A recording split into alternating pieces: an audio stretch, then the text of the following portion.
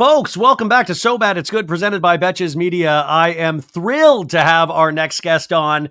I go way back with our guest. She's amazing. There's really not much else to say, but I do want to let you know she hosts a show that you need to subscribe to if you don't already listen to. It's called Pink Shade Podcast. And let me just kind of even just tell you their lineup even just this week for a taste. They cover Love During Lockup, 90 Day Fiancé, Happily Ever After, MILF Manor Season 2 on Pink Shade Prime, and Seeking Sister Wife, a 90 Day Love in Paradise. And also, just this week, she does one episode a week, Shades of Bravo. And this week, she had Kathy Griffin. I don't know if you guys know that up-and-comer Kathy Griffin, but she's amazing. So the one and only Payne Gilbert from Pink Shade Podcast, welcome to the show. Hey, wow, what an introduction. I think I'll just go ahead and get producer Ingrid to clip that and put it everywhere. Thank you. Listen, I mean, you are in the same kind of boat I am, where you are putting out shows all the time. How do you even break it down into what shows you want to cover? Because there is so much out there right now. Well, I'm always covering whatever is the 90 day, right? So right now we've got, usually we got two at a time. We have the main one, which comes on Sunday, and then there's a little extra something on Monday. So right now we've got Happily Ever After, which is the redheaded stepchild of 90 Day. Nobody likes it. Nobody wants to cover it, but we're covering it, still trying to make it funny. That's the one where they slap on people like Big Ed and Angelo, and we don't want to have to talk about them. The amount of crazy characters that they've introduced to my life, and I don't cover it on my show, but I will still watch these shows, but it always seems like just one big show because we never get rid of these characters. They keep coming back in different iterations.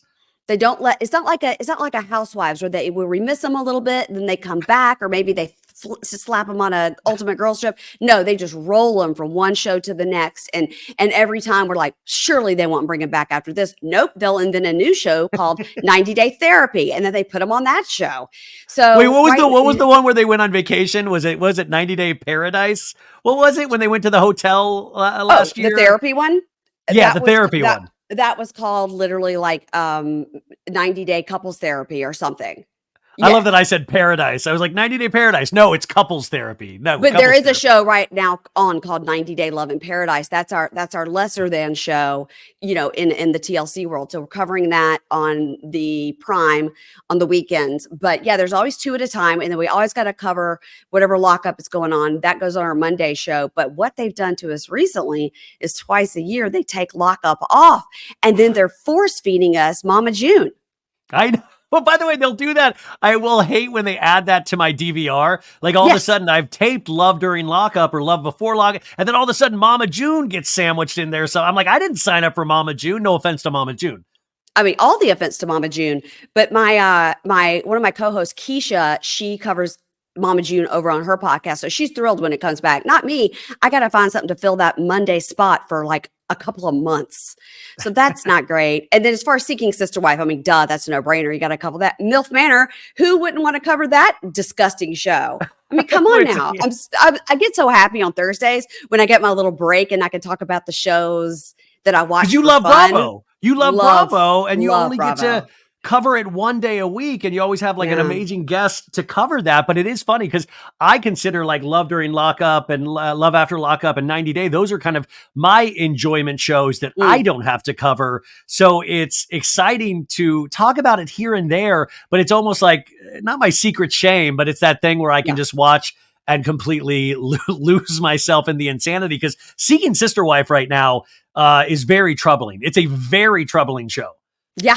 Yeah, some news came out this past week from the Reddit that the Salahuddins, Naeem and Naila, unsuccessful seekers, as most of these people are first cousins and married and have a kid. Of course. So the main issue isn't that they can't find a sister wife. The main issue is not the mother-in-law who's TV gold. The main issue that we're not talking about is that they're first cousins.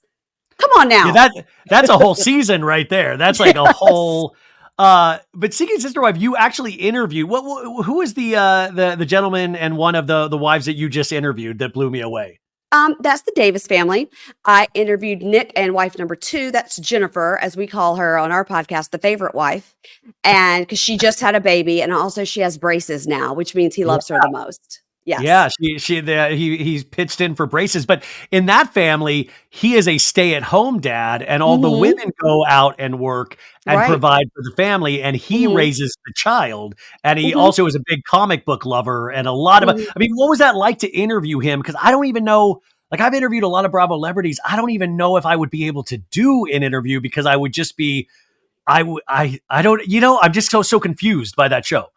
Yeah. So they've been on. This might be their 3rd season, or it's at least their 2nd season, but it might be their 3rd season. So we're well versed in the Davis family. They brought Danielle in last season, and then what happened at the beginning of this season was Danielle fled her captors. Yeah, Um, she wanted out of there, and it was so you could yes, tell on the face that she was like like she was not happy, and then she she does a left. lot But of then this. yeah, she does look like she's in a Yeah. hostage situation. But she Yes. came back. They got her to come back and agree to like look for more wives. Right. Her reason for leaving was because she really wasn't comfortable with seeking further, because you understand that the first 2 wives married each other. And so whoever is number 4 will have to marry Danielle, because Nick marries nobody because he's smart that Smart, way. yeah, smart. Um, I just wanted to ask them about their 12-foot bed, because they all sleep in the same bed. I wanted to know who has to be in the middle. Who does somebody need a CPAP? Does somebody get hot and run hot and has to Yeah. fling a leg out? Like, these are, I mean, these ladies all will be a lady of a certain age and have hot flashes. What will happen then? I had questions What did he about say? that. Did he say like, we're just gonna roll with the punches? No, he said, so Jennifer, favorite wife, he and Jennifer sleep in the middle together, of course. Danielle runs a little hot, so she gets on the end.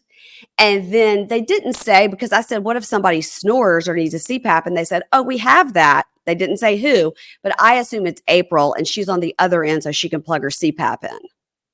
Well, Tom Sandoval, if you're listening, this is like the ghost of Christmas future for you. You're eventually going to be in a bed with 4 women, potentially. The other couple, before we get on to Vanderpump and all Gross. this, but Garrick and Danielle. Garrick is the other, that's another couple that really scares the bejesus out of me, because Garrick and Danielle, they're together. They have a family, a successful business, but then he's had multiple, like, I mean, close, like of like people that he wanted to marry and start like a family with. And now he went and I think it's Brazil. He found somebody to get married to, but they won't let him Second get one. married. His second one. But you can tell Danielle just recently revealed she's pregnant. I'm so confused by this couple, because it seems like it seems like Garrick is using religion just to have sex with other people potentially. Oh, you think? You think? Okay, good. That's not a hot take. Okay, good. Like, it scares me because Danielle legitimately looks worried every time she's on screen. So the situation that they've also been a few seasons. So they had Bert, a small wife, because Garrick said, because Roberta is a little bit shorter, so we called Danielle large wife and called Roberta small wife, which Okay. I'm sure endears joy for everyone. So Roberta at the last minute got another $9,982, because it's got to be under 10 to not get a red flag. Got that last 99.8 from them, and then ghosted the shit out of them. Never spoke to them again about 2 weeks before she was supposed to come over on her K-1 visa. So he divorced legally his first wife so he could marry the second one. And then 2 weeks before she was coming over on the K-1, she didn't come. She ghosted him, took all their money. So good for her. Hope she's living her best life. Then they found the wife that they're into now, and her name is Natalia, from the same town in Brazil. Now, when the two of them went in Brazil to get married, Garrick and Natalia, they go to get married. And strangely, the Brazilian government had a problem with it, because they're probably like, number one, you tried to bring another lady on the K-1. And number two, we just did a quick Google to see that you're currently with somebody else and your kids in Colorado. So what's happening here? And the Brazilian government said, no, you can't get married. And Natalia doesn't seem like she's thrilled with Danielle anyways. Nope. And Danielle, they have a 14-year-old and a 16-year-old, and she has never gotten pregnant since then. And they say, surprise, she's pregnant. Well, Danielle says, surprise, I'm pregnant. And he's like, what? And she says, God's plan. And she does. She God's has like plan. this kind of like smug smile on her face when she says it. And Garrick, knows he has to say that children are a blessing, but he's like, Mhm. I guess children are a blessing. This is gonna really He like says, step into like "Yeah, me. He's yeah, so weird. it's God's It's plan." it Yeah. scares me so much. How Mhm. did you get? I mean, listen, we cover a lot of insane shows. I think you cover more insane shows than I do in a lot of ways. But what got you into this? Like, why? I mean, you have a family yourself. Like, what makes you want to podcast about reality TV? Well, I started out with Payne in the Pod. As you know, you were a Yeah. guest when you were first starting out, and we've since then we've done a then and now. I did a then and now with Ryan talking about back then, which was like 2019, 2020, when we did our podcast together, and then what's going on now. And it's like, the more things change, the more they stay the same. Yeah. But I started that, and I really ended up talking mostly to true crime podcasters and reality podcasters. A lot of it because that's what I listen to in podcasting. And sometimes I would do a one-off here or there. I'm still trying to get Jonathan Goldstein from Heavyweight. If anybody knows him, reach Oh, out. I love Heavyweight. Yeah. Love Heavyweight. Still trying to get that. And Karen Kilgariff from My Favorite Murder. Those are my two dream guests. So I always was talking. And so that's when I started talking to Erin Martin, who had Pink Shade with Erin Martin. And so she asked me to come on to guest to talk about, I think, Vanderpump Rules. Ended up being sort of a regular gig. And we did a spinoff called Hey Bunky. And then eventually Erin wanted to leave and left. And then now Pink Shade is just me. But always I wanted to talk about reality TV. If I'm not talking about reality TV, I wanted to be talking like true crime and cults. So now I mostly talk about reality TV. And I feel Well, like 5% of the time I get to talk about cults and true crime documentaries. Well, Yeah. it's good though, because a lot of reality television people are now committing crimes and joining cults themselves. So it's a Yes, good absolutely. crossover Mhm. eventually, you know? Waiting. We do a lot because Kimberly from A Date with Dateline podcasts with me on Tuesdays for whatever is the May 90-day show. And because she covers Dateline, we are always predicting what will be the crossover. For a while, we really thought it was going to be Jasmine and Gino. And now we're really predicting Sophie and Rob.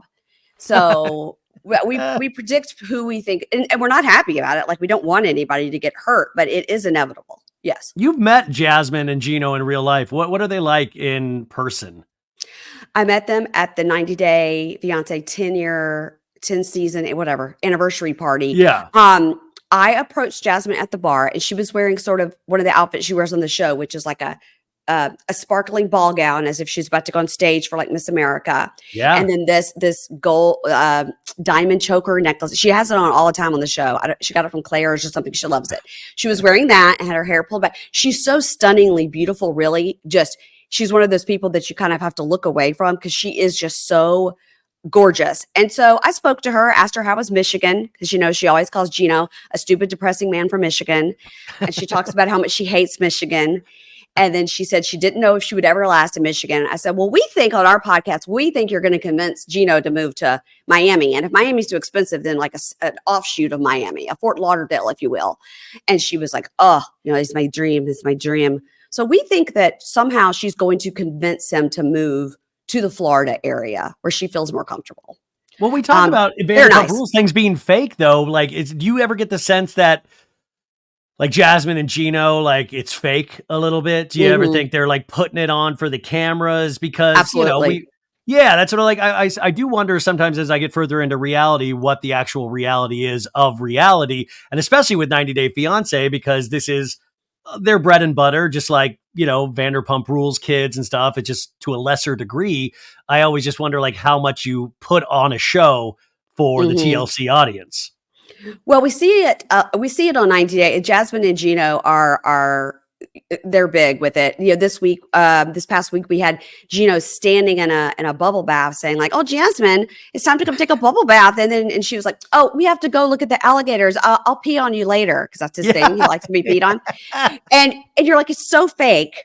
And she's like, I'm not having sex with Gino because I don't want to get pregnant. I'm like, well, there are other ways to prevent that. And also your storyline for the last 12 seasons has been how he will not have sex with you. Yeah. So now all of a sudden he wants to have sex with you and you don't want to. It's very fake. And that's annoying. She's reality gold. I'd love to see her on a pillow talk, sitting on the bed, making fun of other cast members. That she would be very good on that. I think it's time to either put them on the therapy show and retire them, But I don't need to see them on Happily Ever After again. I don't. I don't. We Well, need to miss what's your them. take? What's your take on Angela? Because Angela had Michael come down. There's obviously big issues that happen with Michael, but like a lot of people do not like Angela anymore. What is your take on Angela right now? I'm terrified is the first thing. And no, I mean, she had Michael come and then he, again, another escaped the captor situation. He fled in the night and asked for like whatever is the tune of diplomatic immunity. Like he went to the police station and asked to be protected because he had come here and was being abused. Now, anybody Oh that's my seen the God. show knows that she went over to Nigeria, which is a hop, skip, and a jump. She went over to Nigeria and demanded for him to come outside. And when he didn't, she started taking his car apart with her bare hands. So, yeah, he, in my opinion, he's probably not fared so well in the deep South as a Nigerian man, and he's ready to get out of there. I mean, That's my thought. imagine working at the police station when Michael comes in and tries to get amnesty. Like, I mean, that's Right. really insane to think about.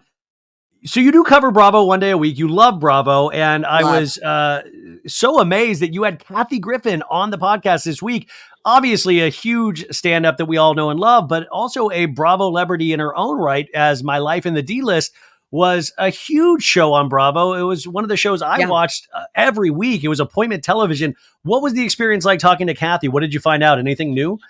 Oh my gosh, it was so great to talk to her, Ryan. And I have to shout out our mutual friend Kate Casey, who helped me because Kate's friendly with her. And Yeah, I was like, you don't even understand. Like, that's to me is like the pinnacle. I've been to so many stand-up yeah, shows, read the books, watched the D-List, watched her talk show, Kathy.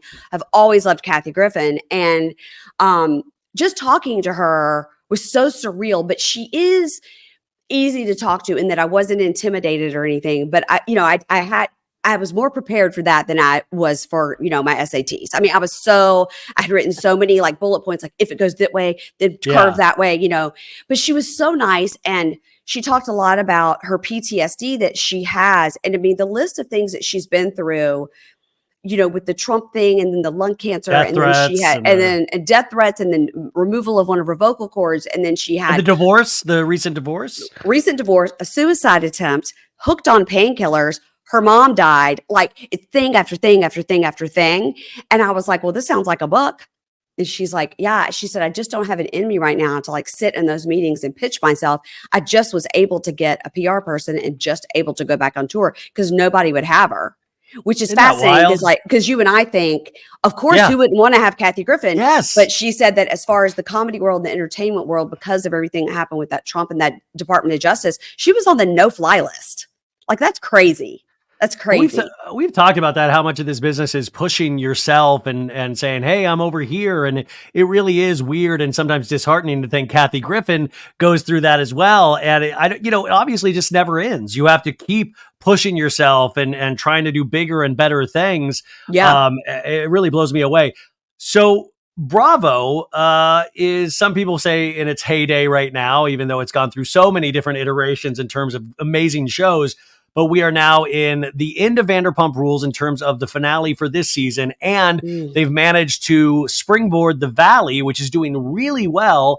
And to me, a little bit more enjoyable than Vanderpump Rules because I don't take it nearly as serious yet. What Mm. is your view of Vanderpump Rules and The Valley this season? Well, I'm a Vanderpump Rules stan. There's nothing you could say or do to ever make me stop watching it. I don't care what they do. I don't care if they're in wheelchairs. I don't care what's happening. I'm still going to watch it. I'm a day one Vanderpump. So I Wait, still so love it. if they were all in wheelchairs, Mhm. if I told you they're all in wheelchairs, yeah, you're still in. By the way, if I told you they're all in wheelchairs, I would even watch doubly hard. Like, how did that happen? I want to see them in wheelchairs. What did they have a bus accident Yeah, altogether? was Ken driving? It was I love it still. And I have to ask you a question specific. Well, I also love the Valley, Yeah. but I have to ask you a specific question about this week's episode of Vanderpump, the finale. So I watched it on Peacock. So my understanding is I The got to see extended. this. Yes, and I got to see. I love it when they have all the curse words in there. That makes me so Yeah. excited. But on the extended, they had a scene that I guess didn't air on the regular, which was that weirdo that got kicked out of the party. dancer. Okay, but did they show him getting kicked out of the party on the show, but just not the dancing part? No, they didn't show him at all on the regular show. Like it Oh, they wasn't, it just wasn't a thing. It just what he wasn't a part of that no, remember the when that initial was show. news and people were Yeah, like, Tom yeah. Sandoval got in a fight with some guy, which is not what happened. But But yeah, I can see why they didn't air it on the actual Bravo because it was fine, but it wasn't.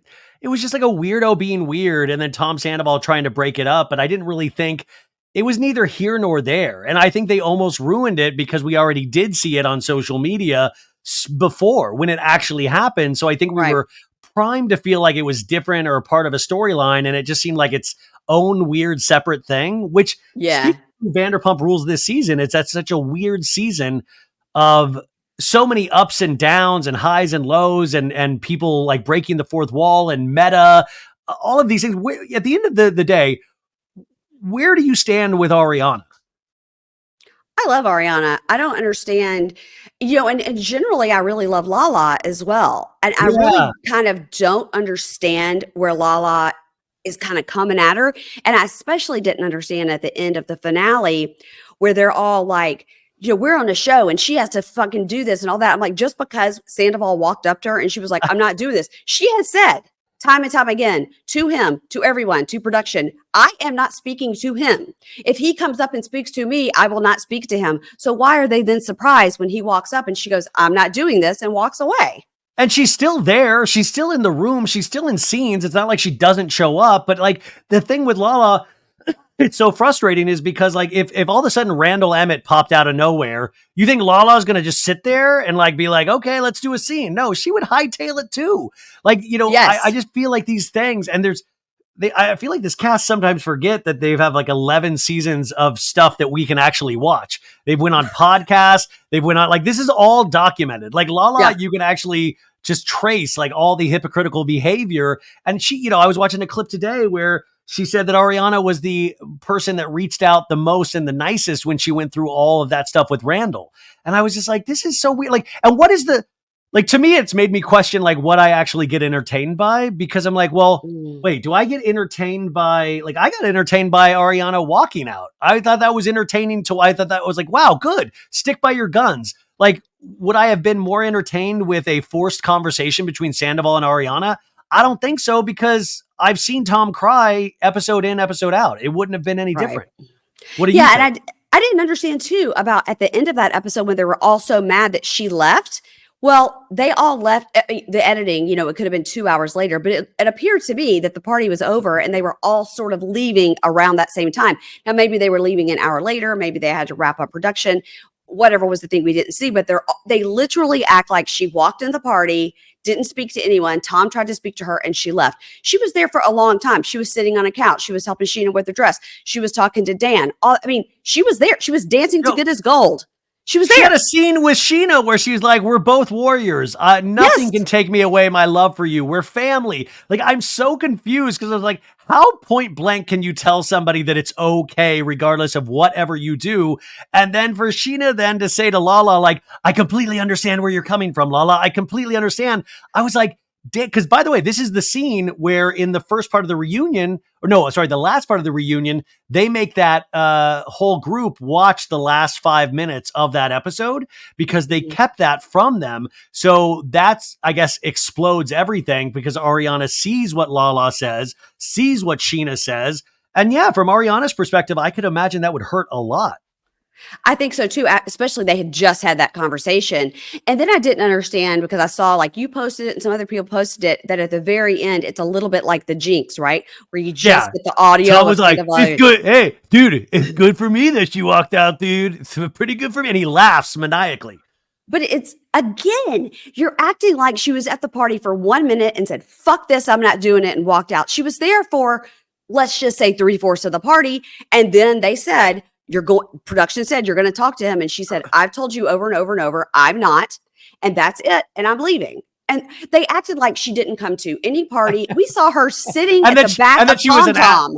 They act that she was like an asshole too. Like every scene unless, because I feel like if you can't prove it on the show, if you can't show it on the show, like that's what we, the audience, watch, the show. So if she's some hidden asshole, the show needs to show it because right now they're not showing it. So it makes all of the rest of their behavior super weird. Like even DJ James Kennedy seems to be the only sane one there because if you watch the after show, he talks, even like, oh, Lala's full of shit. Oh, come on, please. Like, really agrees with Ariana. I'm almost tired of standing up for Ariana because I feel like, how, am I going crazy? Like, I feel like why we're Yeah. all saying the same things, but the show keeps pushing this in a different direction. That's my thought too, is like, am I crazy? Because a lot of times I'm Yeah. wrong. Or a lot of Yeah. It's times I'm like, am like, I wrong? Yeah. I was on the Yeah. wrong side of that one. Or shoot, everybody said this person was bad, but I didn't believe it. And then I come around and then I have to say, okay, guys, I believed in their love, but I was wrong, kind of a thing. But with this, I'm like, am I watching the same show as all these people Yes. that are criticizing Ariana? I haven't seen anything that she's done. I've seen her sit in the back of Tom Tom, eating those goat cheese balls. I've seen her sitting in Sir. I've seen her show up at everybody's event, even though Yeah. she said like she's not going to. She still did it. She went to beach day where they drew a line in the Yeah. sand. She put herself in those situations. I mean, she was there. Yeah, she's being an asshole to him. Good. Yeah. Who cares? Let it be between But them. I do wonder, like, sometimes though, like people say, "Oh, the show is just really behind this Tom Sandoval redemption arc," and I feel like yes and no about that. I feel like they left in that like last clip of like him saying "good for me." Like, I feel like they hang him out to dry, but I also feel he hangs himself out to dry. Like, Yeah. even if the show was helping him, he managed to hurt himself quadruply what that show could even help him. Like, it just didn't even. He just kept pushing these weird buttons that I still don't understand, and I just wonder, like, what do you think? What do you think this show needs? You love this show. What do you want to see on this show next season? Or what would you be hoping for? Well, we have to have Ariana back. And we have to, I think that, with the whole, like they're shifting it's not going to film in The the summer. Valley. Oh, yeah. When it's not going to film in the summer, which to me, that doesn't mean it's over. It doesn't mean any of that. No. It just means they're not going to film in the summer because Lala will be 9 months pregnant. And you know what I mean? Like they're going to push it a little further along so that Lala's had her baby. So maybe Ariana's done filming Love Island. They're going to work with everyone's schedule. And I think that's great. And then they're going to roll it right into the Valley again, which will also be incredible because everybody will be divorced by then. Yeah. Yeah. It's really. What do I want to see on this show? I just want to see. I just want to see it continue. And, I've never been like the biggest giant Sheena fan in the world. I don't dislike her. I just am sort of on Sheena. I love to like, throw her voice and all that. But the Brock part of it is so interesting to me. And so I like following them. I don't think they're going to transition to the Valley. I think that the rumor mill is trying to make us think everybody's going to transition to the Valley and then some people will be cut out. I don't think that's true. I don't think they're going to cut Vanderpump and put everybody on the Valley. I think they're going to keep these two successful shows. They'll do crossover episodes. Like they'll do it in that way because it is kind of in the weirdly same family. But also the thing that I try to help the audience understand is that Bravo is not just throwing money at people. There's still a network that has like budgetary concerns. They're not like, we'll pay Lala 2 salaries. Like they might give her a stipend, they might give her a little bit, but they're not like the show doesn't need Lala yet. In fact, maybe Lala needs that show more than vice versa. What do you think? And that's it. Like I like Lala too, but like after watching this in the after show and all season, I just don't understand it because the show presents it, whether this be true or not. What I feel like I'm seeing is that somebody that I don't know if I can argue anymore that she isn't jealous. It is starting to come off as jealousy towards Ariana. Is that how it reads to you? It reads as jealousy. And I hate to say that because that's sort of a trope. And it's also sort of a cop out to be like, they don't like me because they're jealous. You know what I mean? And then it's jealous. Well, Ariana's not saying that. We're saying that Ariana is saying it. No, we're saying it. And it comes across on the show. I'm saying as a girl, in life, a woman growing up, it's a common thing to be like, oh, they don't like you just because they're jealous. Don't worry about that. But really, usually that's not true. Usually that's not true. And in this case, it just seems true. Sheena flat out said, about the Dancing with the Stars. And then, my joke is what if next year they ask Brock to be on Dancing with the Stars? Just everybody but Sheena. Yeah, before the Dancing with the Stars casting people just try to fuck with Sheena for the rest of time. Right. And by the way, but my thing too is like, whoever has the hot potato, like it can happen for anybody. Like she could eventually be on Dancing with the Stars. Nothing is impossible. But what really got my goat was in the after show, and Lala said it in the main show too, but in the after show, she said nobody gave a shit about her in previous seasons in regards to Ariana. But now this happens and what she says goes. And to me, that was like stepping way over a line where I was like, you can't mistake this as anything but hate at this point. And that bummed me out because what a season. Like I keep telling the audience is like, man, this could have been the easiest season ever. These women just had to show up and just make fun of the men all season long. And it would have been funny as hell. That's all they had to do. And we managed to pit women against women. You're so right. That's such a great point. All they had to do is just show up and make fun of the guys because, I mean, Schwartz alone, that hair and that Joe situation. What do you think of Joe? What do you think of Joe? I can't win by saying anything about Joe because what I really feel about Joe is she's a weirdo. But that's just it. And that's her personality. And he's a weirdo too. But he hung her out to dry. Don't you think, Mary Payne? He hung her out to dry. Weirdo. And he treated her terribly. And I love how Katie was sort of like, I actually feel sorry for Joe because I can see what he did to her. He totally led her on. And Katie is completely right. And then they go over to sit and chat. And he's just like, Bubba, don't be so mean. It's the same conversation. Bubba, let up. That's it. I think that's his kink though, is getting in trouble and then getting like in uncomfortable situations with Katie. Like he's like, oh, we're back in business. Bubba, please.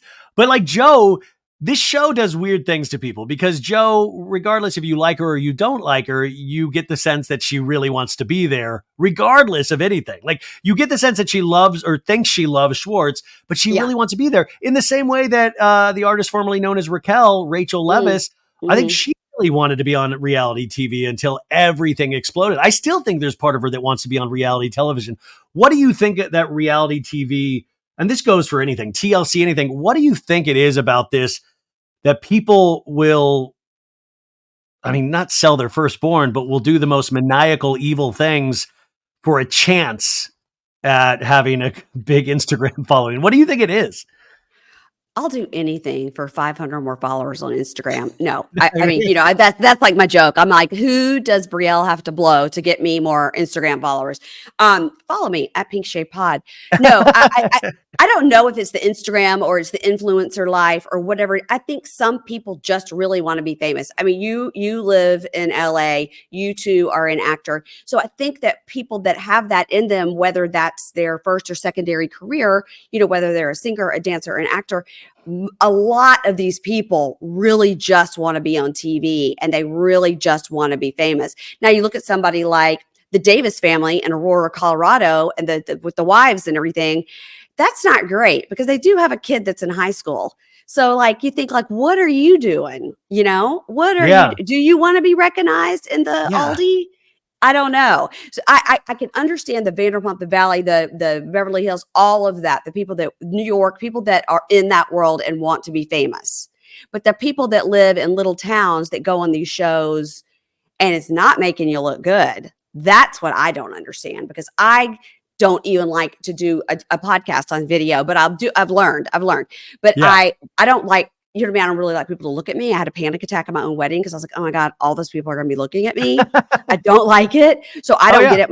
I don't get it myself, but I do think it is the fame. It is I mean, even Bob Durst just said on the Jinx, speaking of the Jinx on this new season, he just said, I'm about to get my 10 more minutes.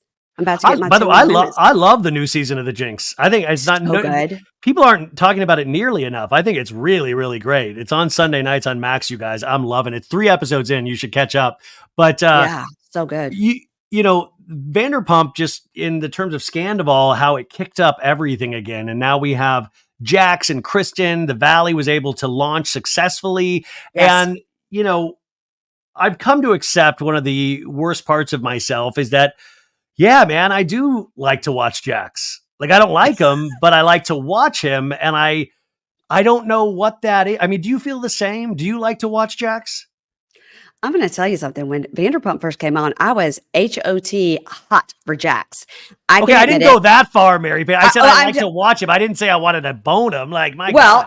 I'm saying back in the day, I was like, woo, something about this guy. He was a good looking guy back in the day. He still is a good looking guy, but back in the day, yeah. And an asshole.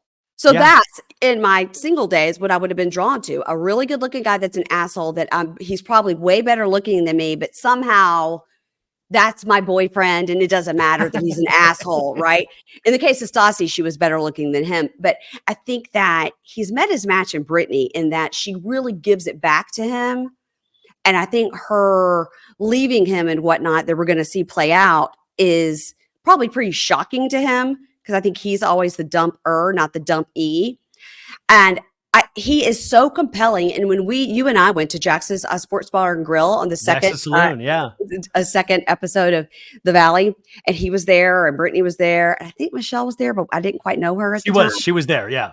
Kristen was there, and Zach, who were so delightful to talk to, and he was running around. He was running around like the Tasmanian devil. He had a lot of sugar-free Red Bull. Like he was really running around. Yeah, or something, allegedly. Yeah. And he was running around a lot, performatively busting tables and stuff. And he stopped by and chatted with you. And I was oh my gosh, Ryan Bailey and Jax have come so far in their relationship. Oh, I don't think he knew who I don't think he put it together. So I think that was the only reason that was able to happen. Yeah. Like I wasn't like, hey, I was just like, hey, what's up? No, I would never, I try to hide the fact that like, I would never. Yeah, you don't want anybody to know. No. But yeah. I do love watching him. I like watching him in person and I like watching him on TV. And I love this whole who's messier, Janet or Jax. And then they're all trying to throw Kristen off her own show and it didn't work. I just love that thing. I mean, the fact that, and Janet knows this too, is that like it never works well when you try to banish somebody from a show. Like it just does, you make them stronger. Even with Ariana, it's like Lala, the more you complain about Ariana, the stronger you make her. You don't even like that person doesn't even have to do anything. You just make them stronger by actively working against them. Yeah. But also I disagree with you about Jax and Brittany. I think Jax is letting the show do a lot of the heavy lift. I don't think Jax wants to be with Brittany. I think Jax thinks that he's supposed to want to be with Brittany, but he doesn't. And I think he is letting the show, because what Brittany has said in interviews too, of like, I told him he needs to go to therapy. He just won't do it. Like, I think he's going to like, yeah, well, I don't want to split up, but I'm not going to do that. Yeah, I mean, like, you have to move out. I'm staying here. I'm like, he even said on Watch What Happens Live the other night, he's like, I'm not paying for 2 mortgages. I'm not doing that. Wow. Times are tough. And I think there is a part of it where he knows he's supposed to want to be with her. I feel like it's even back in the day. We saw it on Vanderpump Rules, all the way back into the faith of it all, when he was like on audio saying, I'm not attracted to her. I'm not this or that. And I think you can only fool yourself for so long. And I feel like Jax is letting the show do some of this dirty work. And he's just kind of like, well, if you want to be with me, you can, but I'm not going to really do anything. Like it's weird. There's something very Jax Taylor about what's going on right now. I completely agree. That is a great point. I completely agree. And so on the flip side, you've got Jesse and Michelle where he's like, I will literally do anything to make this work. In that situation, it's too little too late. He should have done it 2 years ago. Doing ayahuasca in the desert is not going to fix your marriage. It's only going to get you high in the desert. It's not. But what's another thing? It's Tom Sandoval wants to do breath work. Jax wants to do like weird, like Reiki therapy, and Jesse wants to go do ayahuasca. And it's like, what about just regular hardcore therapy? Like just what about in a room? Yeah, together. Talk to a professional. Yeah. Yes. Yeah, I agree. Brian, that is such a good point about Jax. I think that what you're saying is 100% right. The idea of Brittany and this wonderful, nice, perfect, beautiful girl who has these hometown values that in his mind, this is what I want. I want this nice. And she genuinely loves him. She looks at him, even when she gives him a tough time, she looks at him with adoration. I agree. And I think that you're right. He thinks, why don't I love her? Why don't I want this to work? Because in his DNA, it is just not in him to settle down and be a family man. He's tried it. It didn't work. He'll be a forever bachelor, George Clooney style, whatever. But I think that Brittany's whole idea with having another baby, even though maybe times are tough with the one they've got or they're financially struggling, I think she's pulling the old Khloe Kim Kardashian, which is like, well, I got to go ahead and have babies with the same dad and then get rid of him. I mean, like, let me just have 2 with the same guy and then I'm done. Yeah. Well, it's not a bad plan. And by the way, you guys, you need to check out the episode I did with Mary Payne a couple weeks ago talking about the Valley, because Mary Payne was able to explain to me the issue I keep having with Brittany and her facial, whatever she's done to her face and her neck. And you were explaining it very well, where I was like, oh, okay, this makes a lot more sense because I mean, I think Brittany obviously is in the middle of a real big glow up. And regardless if she loses Jax or not, it's so weird with these reality stars. You're like, well, you lost a relationship, but you gained a TV show. Like at the end of the day, the Valley is a success. That's a load off in a sense. And you can tell she really likes being on television. And I don't mean that as a bad thing. So it is weird. It's like this consolation prize. You might have ruined, your marriage might be ruined, but you're on TV again. It's interesting too, this episode this week where she like takes his phone and was like, I swear to God, Jax, I'm trying to talk to you. Put your damn phone down, Jax. And he does what he always does, which he's done from season one of Vanderpump Rules. What he always does is like, well, just don't mind me. I'm just trying to run 3 businesses. And you're like, everything's not about you. And like everything, when I met him in person before the time we saw him at Jax's, when I met him. Yeah, he was a dick to you, wasn't he? Oh God, 2019 at Tom Tom. And I was just talking to him. I said, we have a podcast. And then he did this whole like, podcast, so stupid. Let me know if you ever make money off a podcast. I was like, okay. And I was like, 3, 2, 1, he's going to have a podcast. And he did. Yeah. He told me at that time that I just bought a $1.4 million house and I'm the CEO of a weed business. Huh? Where is that weed business that he's the CEO of? Well, I have the tweet saved from like 5 or 6 years ago when he said the weed business. And he also owned a lot of, like he said, he owned a lot of apartment buildings and he also rented out sound equipment. Oh, like he had this tweet of all this stuff, and I'm like, what happened to all of that other stuff? Like what about Jax with Lance Bass? Just pour in your vodka. Just Jax. Yes. Just Jax. I forgot about that. There's so many businesses, but even Sandoval, Sandoval said, like, man, this man lied about everything. He said he was in Apocalypto 2. He was like, what a random movie to lie about, because Mel Gibson directed a film called Apocalypto, never was even close to a sequel, and Jax lied to people and said he got cast in Apocalypto 2. And I always just cracked up because it's such a specific lie. And it's a lie that's kind of brilliant because nobody's really going to go searching for Apocalypto 2. You would just believe somebody. He also said he roomed with Channing Tatum, and then Channing Tatum has been asked, and he's like, I do believe the rumor, though, that Jax put out about himself that he banged Ramona.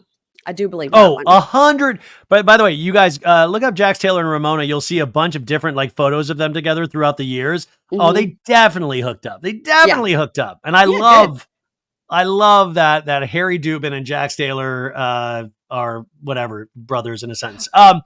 The Valley also, what do you think about, because you mentioned Janet and, having an issue with Kristen Doty. And it's interesting because Janet truly is friends with all of these people outside of this show and, even Doty. But it is interesting because the audiences don't really know Janet yet. So it's a really weird thing to go up against somebody.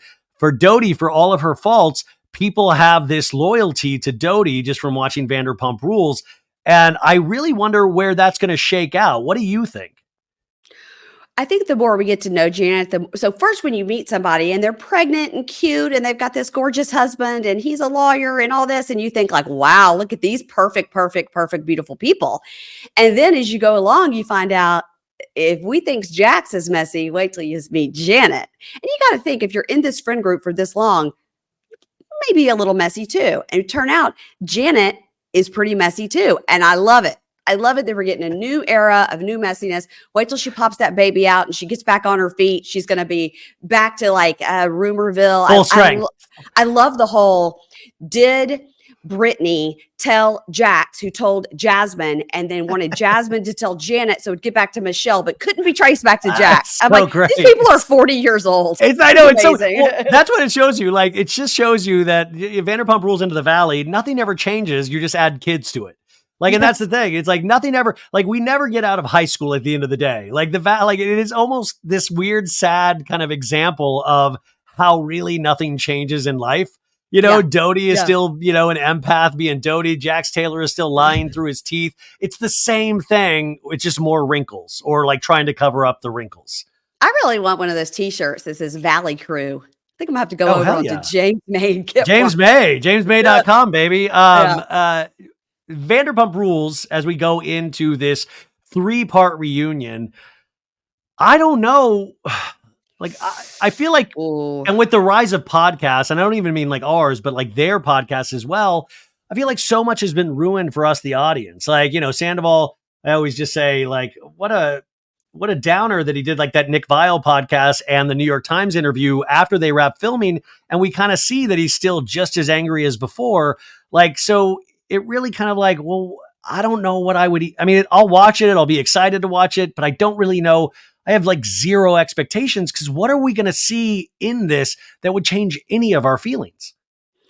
Well, I think it's interesting. We've seen a clip, right, from the reunion where Sandoval refers to Rachel as a coward for Yeah, not that was coming back to the show. the first 6 minutes of the first episode of the reunion. Okay, so he's still a bad person. Yeah, it's like, And but it's like he put like we're just gonna get angrier at him. He's still saying stupid shit. Why, right, so there's your show. He hasn't changed. I think that people are happy to follow James and Allie. Like I said, they've become sort of the voices of reason, which is why, as long as James stays California sober, I think we're all safe, marked safe from James Kennedy. I think that if he stays sober, we're good. If he falls off the wagon again, I don't want to see that. I don't want to see that. I Yeah. like to see Lala with her new baby and her hot brother and her mom. Like and like Wait, again, you think Lala's brother's hot? I do. I Wow, do. Jackson Lala's brother. That's Yeah, really yeah, fascinating. yeah, and a lot of people Amazing. that I see on Love After Lockup, I'm real hot for. I have a real problem. Listen, I've been married for 24 years to a guy that looks nothing like any of that, but I can't help myself. When you think about what you're attracted to, you kind of go back to your dirty college ways, or at least I do. Like, ooh, that Yeah. guy is a bartender and smokes a lot of pot and has no ambition. That's my guy. Well, Yeah, I mean, Lala's brother has dreadlocks now. Is that your type of sure. guy? Yeah, Yeah, why not? sure. Why not? Makes total sense, right? Yeah. I love it. As long as we don't go tattoo up the neck, I'm good. Okay. Once we get tattooing up the neck, and then I'm out. I'm out. I feel That's where I like draw the that's line. if you're on those other things, I think that's nothing. I think you tattoo up the neck is you could do a classy tattoo up the neck. I don't think No, that's you a no. bad Mm-mm. sign. Nope. Wow. Once I get tattoo above the collarbone, I'm out. I'm Okay, out. interesting. That's where I draw the line, Ryan. Sheena and Sandoval have such an interesting relationship, or the show presents it as such an interesting relationship that I never really paid much attention to before, but like I almost thought they were going to kiss at some point in this final episode because Lisa Vanderpump's like, "Do you love him?" And she's like, "Yeah, that's your answer, dear girl." I'm like, "What am I watching here?" Like, wait, what? Like, I'm friends with. Do you love him? Like, I was like, "Is this a romantic comedy?" All that? Like, I didn't. I Yeah. was so confused. And I don't know if it's just because Ariana wouldn't film with Tom that they felt they needed this Sheena Sandoval business where they're in love with each other. I mean, what did you take from any of that? It's like, who's the weakest link? Who will flip flop? Who's the flip flopper here? Who will agree to be friends with Sandoval besides Schwartz? And the obvious answer is Sheener. And I don't understand. I do, I sort of harken back and remember how all the girls used to bully her, and Sandoval maybe was nice to her. Yeah, yeah, totally. Okay, so that's fine. But it Yeah. does seem of like a lot of what he does, like, oh, he brought a sound guy in from Colorado. All that just seems to always be in my mind for him to look like a good guy. It's not just, they say he does all these nice things and nobody knows about it. Yeah, we all know about it because it always comes out. It's like It we do always know comes about out. it. We Yeah. do know about it because it does come out. He drops it enough so that you find out. So I don't know. I think that she thinks to stay on the show, to keep it going as a core first day one character, she needs to film with him. And I think a lot of that breaking the fourth wall with the whole Ariana won't film with him, whatever, she did film with him. She was in the same place with him many, many times. She sat under a beach umbrella with him. She did film with him. She just didn't speak to him. We're about to have an entire season of Jersey where two lead cast members are never in the same place at the same time. So I don't want to hear this. She didn't film with him. She did film with him. And so What did you watch the first episode of Jersey? sure did. What did you think? So excited. I got so Really? You're excited. so excited. See, Yeah. I feel like it's Groundhog's Day. I feel like, okay, like even I'm glad I don't care if Teresa and Melissa ever talk again. Like I Me feel like either. that ship is passed. I'm fine with it, but like let's find out what else there is. So it's like I'm tentatively excited, but I'm just kind of like I don't trust it because I feel like is it just going to be more? it's like Ariana and Tom, like producers going, Melissa, talk about Teresa, and her saying, I don't want to talk about Teresa. Like, I just wonder how much they're going to chase those storylines this season. And Melissa and Teresa just have to stay strong and say, we don't want to do that. Here's what I liked about that first episode specifically. I liked the scene because now we know what we know from the behind the scenes, the bloggers and stuff that Melissa's old knows and all that came out, right? Oh, God, yeah. Now we know what we know about that. Now I'm watching it 100% differently, thinking she had somebody drop a story 30 minutes before they were filming. So she's able to look at her phone and be like, oh my God, I just saw this thing. That double-sided dildo. Yeah. Double-sided purple dildo. I mean, that's so specific. So it's 3 ways. It's dildo, purple, 2-sided. It's 3 ways specific. So it's so stupid. And then she's on the phone telling, oh my God, this is not set up at all. Louis just called me. Can you believe about the purple 2-sided dildo? The pictures they were showing of Louis, I put it on my the duck lips Instagram where he's like, what?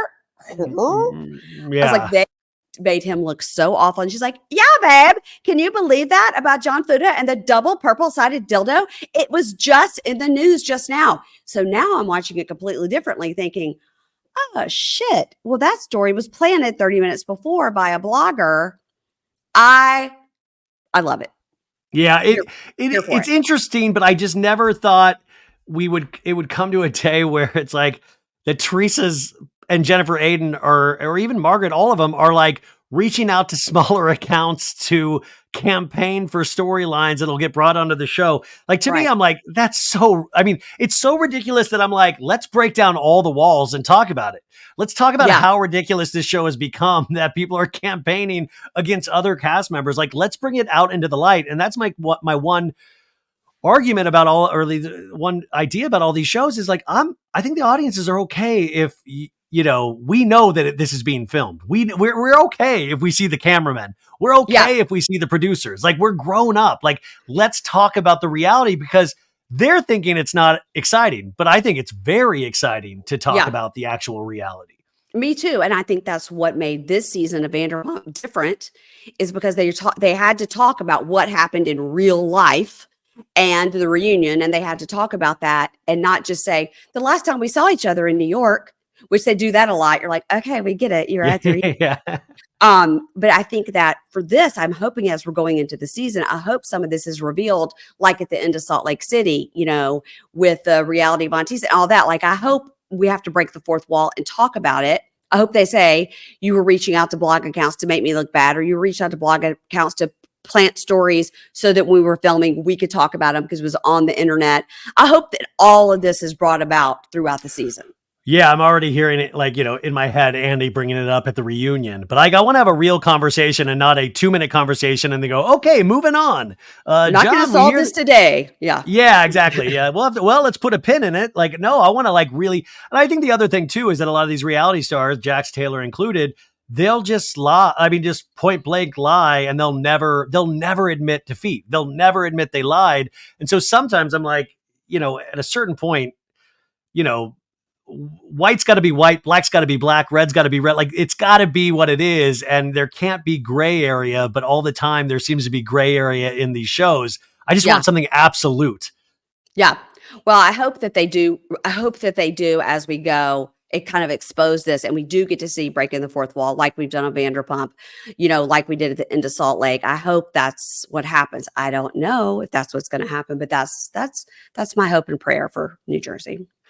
So as we wind down here, this has gone insanely quick. What is, where would you recommend us as an audience jumping into your show, or like the first, what TLC show should we be watching that will not completely scare the shit out of us? Like, what is a gentle way to come into Pink Shade podcast? Well, I always recommend, and this as well, the number one show in my heart on TLC, and I told this to the TLC people that I met at that 90-day party, is Welcome to Plathville. That's the best show. That's the best one. Start from the beginning. Don't jump in the middle. Watch it all the way through. You just can't believe it. You can't believe it. Yeah. That's a really good one. Wait, do you know when the new season of that's coming up? Do you know when that's going to come back? No, but I know that I talked to Olivia and you talked to her maybe a couple months after. And when I spoke to her, they were filming and it had only been about a month since Oh. the finale. It had only been about a month since the Oh. finale, and they were already filming. So they So, must have yeah, wrapped filming by the time I spoke to her because they weren't maybe filming at the so. time. Yeah. Maybe so. Wow. They Which, they by the they way, rolled then I right want to see into the it. new season because now she's fully out there dating and stuff like that. So that would She's in be. LA. Did you see what's his name was on Watch What Happens Live as the bartender again the other night? Micah?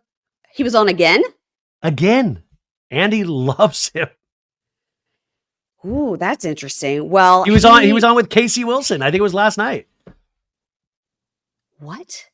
Yeah. Okay, well, so I'm in Mississippi right now, visiting my family, and I have not seen a Watch What Happens Live. I haven't seen anything. I just am taking care of my mom and coming home and just tippity tapping on my computer doing notes. Well, I'm gonna have to watch it now. Well, Yeah. dang, Yeah. Yeah. dang, Really Micah. exciting. Yeah, I'm anti-Micah because he was so mean to Olivia, and I am pro Olivia in all things. So Yeah. welcome to Nashville. I would say any of the 90 day, if you just go 90 Day Fiance and no other words after it, just 90 Day Fiance. That's a Yeah. good one. And you can start with any season and jump right in because it's always brand new people. Or sometimes you go 90 day before the 90 days. That's really good because that's kind of what happens leading up. There's so many iterations. There's 90 day the other way when people go to the other country. I like that. There's another great show on TLC to watch called Match Me Abroad. That's pretty good. All these shows I cover, guys, all of them. I don't cover any of the medical shows. I'm not going to cover Pimple popper. a pimple popper, take my tumor, my feet are killing me. None of those. Nothing. That's what I tell the audience. I tell the audience, if you have some kind of weird body thing on your body, you could have like a 3-season show on your hands. Like, don't be ashamed. If you got a weird like body dysphoria, like email me. I'll get you on TLC. You're gonna be a star. And by the way, if you've got a body covered with tumors or like a weird foot fungus or like 7 toes or something, get over to TLC because they have a doctor that could take care of it for you, possibly for free, and you'll be filmed. It's fine. That's what TLC should do, though. They should actually start. They should actually build their own hospital and start charging the people that come in to actually do their shows. Like they'll make money 2 ways: from advertising and from treating the people that they turn these reality shows into. Well, what they need to do for Love After Lockup and a lot of the 90 Day people, but mostly Love After Lockup are the biggest offenders, is they need to offer them dental care, a dental plan. They all need. That would ruin the magic. That would ruin the magic if they had a lot of them need a whole new set. teeth. A whole new set. But some of them just need a little help and some of them need a whole new set. And I will tell you, this is a scoop. Miss Debbie of Debbie and Osama from Morocco. Yeah. And he's 25 and she's 68. And so she told me, because I was very worried about his teeth. It was very upsetting to me. His teeth were very upsetting. And she said, well, I offered to fix him and so did TLC. And he said no. Wow, that's yeah. good for him. Good for him. He's keeping what God gave him to begin with. That's amazing. Right. That's right. Also, explain Pink Shade Prime to the listeners because you go subscribe to Pink Shade, you rate it 5 stars on Apple Podcasts and Spotify, and you get 3 shows a week that's for free. Is that right? And then Pink Shade Prime is a service that you can get extra episodes on top, right? Yeah, it's Patreon and Supercast and Apple subscriptions, all the places you can do the little click and subscribe. And then on the weekends, we do right now currently Seeking Sister Wife and Love in Paradise. Seeking Sister Wife is wrapping up. And I'm also doing MILF Manor with Deanna Chang. I'm doing the Seeking Sister Wife, Love in Paradise with Meredith Constant. Loving MILF Manor with Deanna Chang. Deanna Chang is new to the TLC world and she didn't know. She didn't know about the no hair and makeup. Now she does, and she's in it. She's like, I didn't know about the royalty Poor Deanna we were going to be getting. She's going to be like, she's going to age 50 years in 1 year after watching all of these shows. It truly, it turned my beard white. It's like, it's stay up late worrying about these people and if they have health insurance. And also remember, follow Pink Shade on Instagram as well, because if she gets 500 more followers, she's promised to try to hook up with Jax Taylor. I don't know if you've actually promised that, but I think it's a good way to potentially try to get new followers. I'm 300 to my goal and I'll do anything. I'll pay for your dental care. I'll do anything at this point. I'm just like, how how, and I really do all the time. I mean, if Kim Zolciak gave us nothing, she did give us Who Does Brielle Have to Blow for John Legend tickets. I mean, if she gave us Yeah, nothing, she there. gave us that. Yeah. If you guys don't know where that originates from, she tweeted that out one time to get to a Mhm. John Legend concert of at John Legend. Who does Brielle have to blow to get tickets to your concert? Which is just really shows you what a great mom she is and a family person. But I wow, think her daughter was. I think her defense of it was, well, she's 18.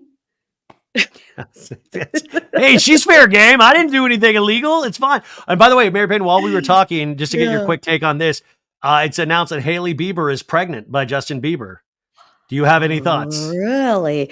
Well, I mean, last week, according to Page Six, he was having like a nervous breakdown, and now they're pregnant. Great. Speaking Well, of neck maybe that's tattoos, it. Maybe that's it. That he got scared about being a father. Maybe that was the breakdown. maybe he is like Jax Taylor and thinks, I know this is what I should want, but I don't Yeah, want it. Justin Saloon in Valley Village. I think that he's like that weird church made me do this, and I don't want it. Oh God! Oh my God! Allegedly. Okay, folks. Pink Shade Podcast is the show. Mary Payne Gilbert is the person. You will love it if you haven't checked it out before. This was amazing. Thank you for helping me out. You are amazing as always. Thank you as always. Oh my God, of course. We will talk many, many more times in my future. So We you will. guys have a great rest of your day, and we will talk to you very, very soon. Bye.